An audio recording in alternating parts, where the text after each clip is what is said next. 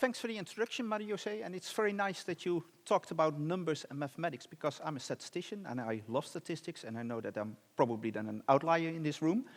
But the nice thing about statistics is when I talk to people about it and say, well, what do you think is the difficult part about statistics? They always say, well, it must be all the numbers, all the calculations, all the mathematics. And actually that's not the case, because all those numbers and calculations, you can outsource that to a computer, so easy is it. And I want to show you a couple of examples today about statistics. What do you need to do if you want to do applied statistics, so answer real-life questions using statistical techniques, without showing any mathematics at all, which is a challenge for me. And the first example I want to do is, suppose you want to know which popular music artist is the most popular artist in the Netherlands since kind of pop music started in the, let's say, 50s, 60s of the previous century. Some people might say, well, that group in the middle, the Beatles, especially some people of a certain age. But for instance, if you look at the list of the 50 most selling records, albums in the Netherlands, they're not on it. The list of the 50 most selling singles in the Netherlands, they're also not on it. Other people, especially of a different age range, might say it's Taylor Swift. Taylor Swift literally broke all the streaming records that exist. She's breaking all the concert sales, concert ticket sale records that exist. Many new records this century broken by her. She actually became a billionaire with her music earlier than Paul McCartney did, and he had a head start of half a century. So she's pretty impressive as well. Other people, like me, might argue, well, maybe it's Queen. Queen has 2 albums in the most selling album list of all time, one at number 2, and only the album Grease, which is of various artists, so that one doesn't count, has sold more. Also, since 1984, so 40 years ago, Bohemian Rhapsody has been almost every year at the number 1 position of the top 100 alle tijden, and the top 2,000. So all these artists, and even a couple more, you can make a case about it, but of course you can have your personal preference play a role, but also think about how can you measure this kind of objectively. One way to do it is by looking at record sales. Over here we have a kind of a flow chart, record sales from 1975. There was no decent data of earlier years up to last year. In yellow you see vinyl, so what the DJ is playing. In green, compact discs, and a little bit of, what is it, pink, whatever. It's music cassettes. So you see a couple of things here, mainly that at some point in the mid-80s people swapped buying vinyl for buying compact discs, and then at the beginning of this century people kind of stopped buying records because we started to stream music. First we downloaded stuff illegally, then we started to do it via Spotify, etc. And this raises already quite a number of questions, because in 1975 we had about 14 million people living in this country. It's 18 million now. So selling a record back then was more impressive because you had a smaller market than now. But of course, looking at record sales, it doesn't work because it's an unfair comparison to younger artists. So another thing you could do is say, well, instead of looking at sales, let's look at something like the Dutch Top 40, which is the chart, the weekly chart of best-selling or most popular singles.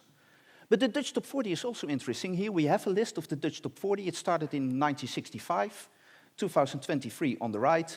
And what I depicted here is for every year a yellow square when there was a song in the charts that stayed in the charts for 7 months or more. So 7 months in a year, that's an extremely long time. And in green, it's a song that stayed at the number 1 position for at least 10 weeks. And if you look at this chart, even without doing any mathematics, it's immediately clear it's a very strange chart. Because in the first couple of years, the top 40 still had to kind of get adjusted to how things work. And then for many decades to, let's say, 15 years ago, nothing interesting happened. Every now and maybe one song. But then in the past 10 years, suddenly we have all these songs coming for weeks and weeks in a row in the chart. Well, one of the reasons for that is simply that there's less music being released, especially being released on single, than when I was growing up, for instance. So there's less competition, which makes it easier to stay in the top 40 for a longer time. But another reason is that we changed how we measure when a song is in the top 40. It used to be fully based on sales, but as I said, people don't buy records anymore, and if you go to a record store, you can still buy records, but it's usually the older age segment that prefers to buy records, and people under 20 barely do it. So that doesn't work, so you look at streaming numbers, etc. But then it becomes very tricky, because if you think of a song like All I Want for Christmas Is You by Mariah Carey, came out in '96, and it was a hit, went to number 5, and the year after, when it was Christmas time again, and people thought, I want to hear a Christmas song, they went to their record collection, grabbed the CD single, played it, and it didn't enter in the chart, because who is going to buy the same single twice? But then nowadays, people don't buy music anymore, release music from international companies. So since 2016, every year in December, Mariah Carey is at number 1 in the Dutch top 40 with the same song. So it seems as if the song is more popular now than it was back then, but that's simply because we changed how we define popular, which makes it very difficult if you want to say who is the most popular artist of all time. But something which is very intriguing to me, which makes it even more difficult, is that we even changed the definition of what is an artist. So before I go to the next slide, I want you to think for a second, who do you think is, if you look at the top 40 statistics, the most popular artist of all time in the Dutch top 40, meaning having both the most hits and also the most weeks in the chart. So I'm not going to ask the room because the timer is running, but it's this guy, and I'm willing to bet that quite a few of you don't even recognize the face. So this is David Guetta. He's a French producer. He produces music, he composes music with the help of a computer, then plays the music with the help of the computer, and then asks someone else to sing the music, releases it on a single, and the single becomes a huge success. In total, he has had 59 top 40 hits, 840 weeks in the charts, so that's impressive. But there were many producers before him that also wrote music, composed music, asked other people to sing it for them. Like when I grew up, you had Stock Aitken and Waterman, who composed dozens and dozens of hits for the likes of Mel and Kim, Rick Astley, Kylie Minogue, more than 50 top 40 hits, but they never said, I'm the artist. They said, well, it's Mel and Kim or Rick Astley or whoever, that's the artist. So one of the key difficulties is not measuring stuff, but thinking, okay, how do you measure stuff, which makes it virtually impossible to really objectively state who the best artist is. So my suggestion is just come up with the measure that answers the question the way you like to hear the answer. But measuring is not the only problem, also communication is a problem, and that's another example here. Detached from music has to do with shark attacks, deadly shark attacks. What we see here is a bar chart with for every decade starting in the 1900s up to the first decade of this century, the number of deadly shark attacks, and one thing is immediately clear, the steep increase in the last 4 decades. And charts like this, of course, give rise to scary headlines in tabloid newspapers saying, oh, another shark attacks, and the number keep on rising, be careful when you go on holidays, because it's all very scary, because the chart is going up. So that's something you can communicate with statistics, but at the same time, you can have a look at the statistics, and if you look at the bar on the right, my left, your right, so the last decade, 2000 to 2010, in those 10 years, with a world population of 8 billion, there were 881 deadly shark attacks, which means every 4 to 5 days, 1 person died. You can put that in perspective, which is what I did here. 100 blocks indicating 100 causes of death in the human population, and 90 out of 100 are blue, indicating a certain type of illness. Can be any kind of illness. Most people that die do it because they first fell ill.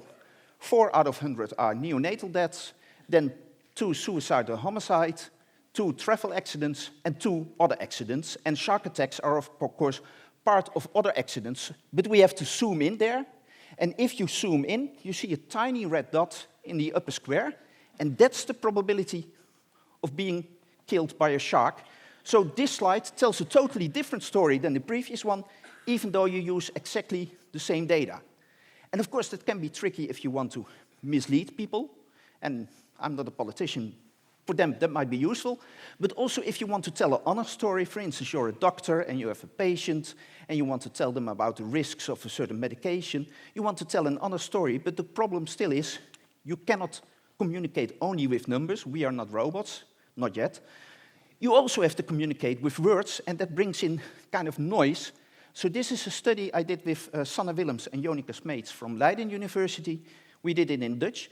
We gave participants a list of 25 different probability words, so words indicating a certain possibility, like likely, there's in red waarschijnlijk above it, or unlikely, onwaarschijnlijk in Dutch.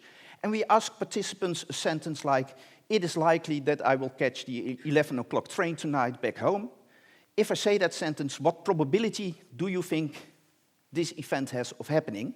And we see a histogram here of the answers, and we see a couple of things. One is certain peaks around round numbers. People prefer to say 90% instead of 89%, which makes a lot of sense.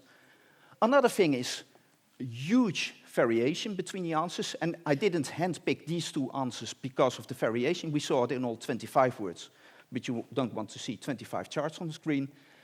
Some people think 55%, some people think 95%, and of course, suppose you are this doctor and you're telling your patient, okay, it is likely that this medicine will not give you any side effects.